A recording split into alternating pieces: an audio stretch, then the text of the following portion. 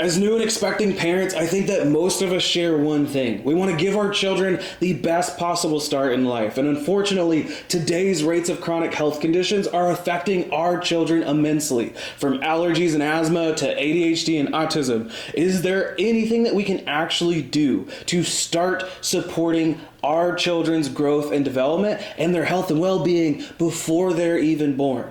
Keep watching this video to find the biggest overlooked step when it comes to prenatal care. At Haven Family Chiropractic, so many moms come in with a very similar story. Fertility challenges, stressful pregnancies, inductions, epidurals, or the more physical interventions like forceps, vacuum deliveries, or C-sections. And then baby's colicky. Their digestion is off, their sleep struggles, and their latch and feeding suffers. With the older kids with ADHD, anxiety, and depression. It really is a very similar cascade of events that lead to what we call the perfect storm. So how did we get here? Let's look at some prenatal statistics. Now, the U.S. is first in emergency care, but last in maternal and infant mortality rates. The United States spends over $50 billion on childbirth every single year. And the U.S. fertility clinic market was valued at $7.9 billion in 2022, and it's projected to reach $16.8 billion by 2028. 25% of women are induced. 70 to 70% of women in the United States. 70 to 75% of women in the United States receive an epidural during their labor. 1 in 3 American women undergoes a cesarean section, despite the World Health Organization recommending that it only is a rate of 10 to 15 at most. About 1 in 7 women experience postpartum depression after delivery. Now, obviously, we can't control everything that happens during birth, during pregnancy, but in some scenarios, now obviously we can't control everything that happens in pregnancy or labor and delivery or birth, and some scenarios really are emergencies. But what can we do as moms and as parents to help us and baby best adapt to any stressors during pregnancy and at birth? Many think the answers are hormones. Let's take a step back and talk about what controls every system. It's our nervous system. You see, the nervous system is the foundation for growing healthy babies. When we think about our nervous system, we have our central nervous system, which is our brain and our spinal cord, then the nerves that come off of it. But then we have our autonomic nervous system, which is the sympathetic branch, or the fight or flight, stressed out side, and the parasympathetic, rest, digest. Now, when we're talking about our sympathetic nervous system, it's the fight or flight mode, and it's activated in times of stress or perceived danger. It prepares the body for action by increasing our heart rate, our blood pressure, and our muscle tension. Now, this is important if we are in actual danger. When it's not great is when we're sitting in our house or driving our car or trying to sleep, but our brains are perceiving that we're being chased by a tiger. Now, that's not great for our sleep. It's not great for our digestion, and it's not great for when we're trying to grow a human with inside of our bellies. Now, the parasympathetic side of things, the parasympathetic nervous system, is our rest, regulate, and digest response. Now, the parasympathetic nervous system promotes relaxation and healing and restoration. It slows down our heart rate. It increases our digestion and even our elimination, and it also supports our immune function. Now, in a healthy individual, both sides work together, allowing the body to respond appropriately to different situations. And when the nervous system isn't balanced, it can lead to a state of chronic stress and nervous system dysregulation.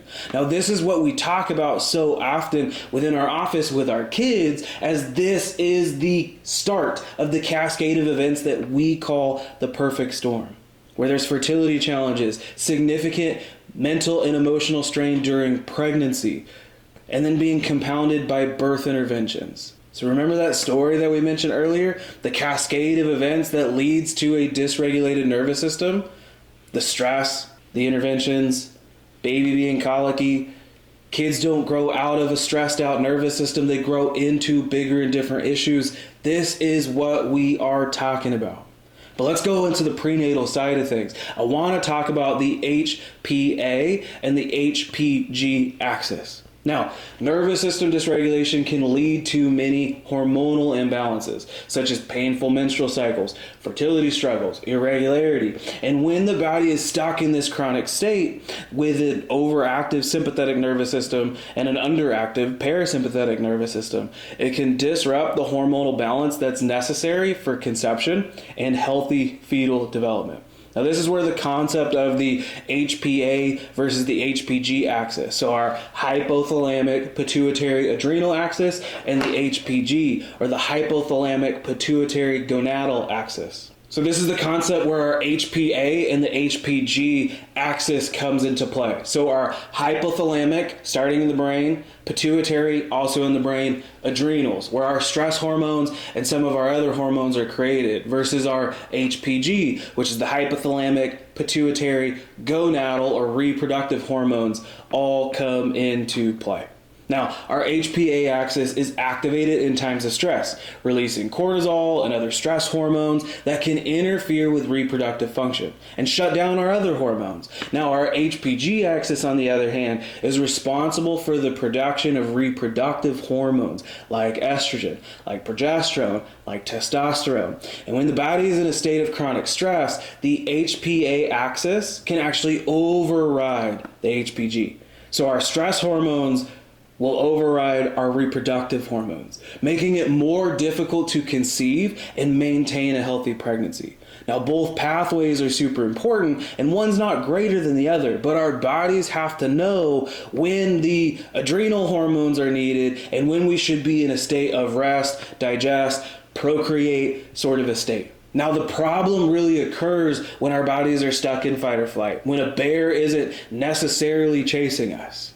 So how do the HPA and HPG axis affect baby during pregnancy? Now, our umbilical cord serves not only as the pathway for nutrients and oxygen, but it's also a power cord that connects mom's brain and nervous system to baby's brain and nervous system. This means that the developing baby also feels any stress or emotional challenges that are experienced by mom during pregnancy. You see, mom's nervous system is sending a blueprint through the umbilical cord for baby's nervous system to learn from. High levels of maternal stress can lead to various health challenges later in life. And when a mother experiences chronic stress, her sympathetic nervous system is constantly activated, and this stress is then transmitted to the growing baby. So let's break it down and talk about nervous system growth in utero week by week. Now, within our first trimester, at week 3, the nervous system begins to form. Once we go from 2 cells to millions of cells, what's called our neural plate forms, our neural fold and the neural cleft, and then the neural tube, which then brings about our spinal cord and our brainstem and then the rest of the brain. Now, at weeks 5 to 8, major organs start to develop off of our spinal cord. At week 6, sympathetic nerves, primarily the ones involved with social development, begin to form. Now, in our second trimester, weeks 13 through 16, our bones and our muscles begin to develop. At week 17, one of the coolest parts of our brain, called the cerebellum, which deals with proprioception, which also deals with our balance and our coordination and some immune function, it begins to form. At week 26, the vagus nerve, or our brake pedal for the nervous system, starts to myelinate, or essentially you can think about it as like a fatty coating over the nerve that makes it able to run really fast. Now, in our third trimester, weeks 29 through 32, is when the immune system develops. At week 33 through 36, there's rapid brain development occurring. In week 37, our autonomic nervous system, our sympathetic and parasympathetic, fully develops. Now, this is crucial here because in my clinical practice, what I see often is moms are being induced at week 36, at week 37, sometimes before. So our autonomic nervous system never has the chance to fully develop. And at week 40 is when our vagus nerve and our immune system begins to mature.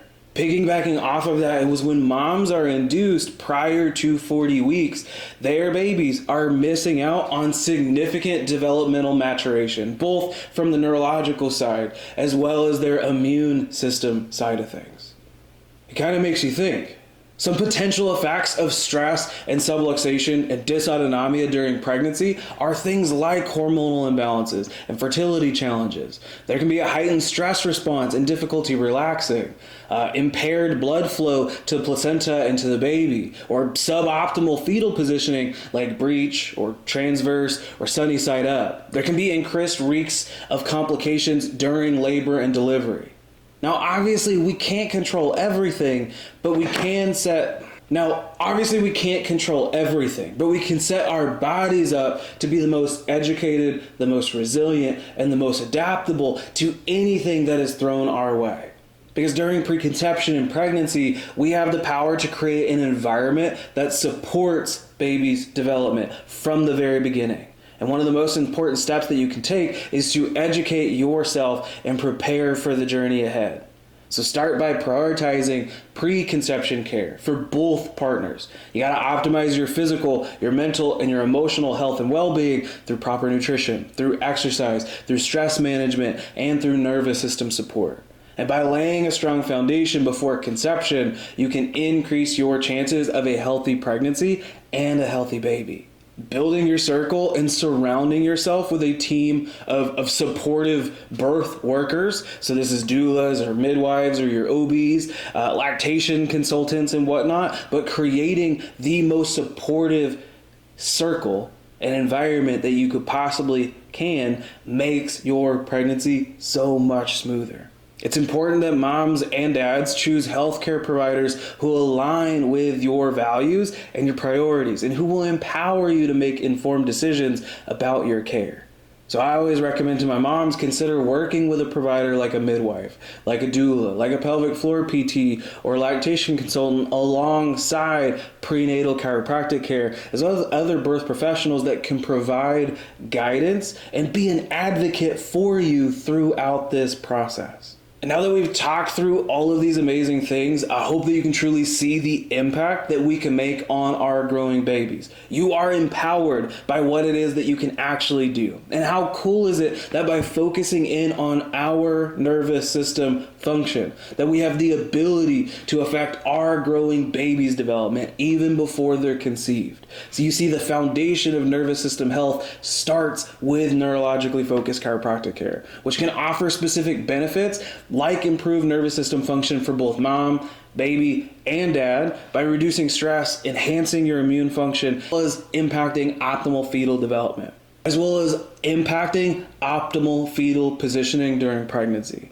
So let's start by seeing what you and your partner's nervous system looks like. At Haven Family Chiropractic, we test this through the technology called the INSiGHT Scans. Now, they're non-invasive. There's no radiation. It's not taking anything from the body or putting anything into the body, but it shows us how your nervous system is functioning and where it may need some help. And from there, since all nervous systems are unique, you receive a customized, personalized plan of care and adjusting protocols that is tailored to exactly what your nervous system needs to heal and to be ready to grow that healthy baby or just be your healthiest self. So don't wait until after your baby arrives to think about their neurological health and development. Contact our office today to learn more about how we can support you in giving your baby the strongest possible foundation for the start of their life. So visit the link within our bio to be able to learn more information and share this video with a friend who needs it the most.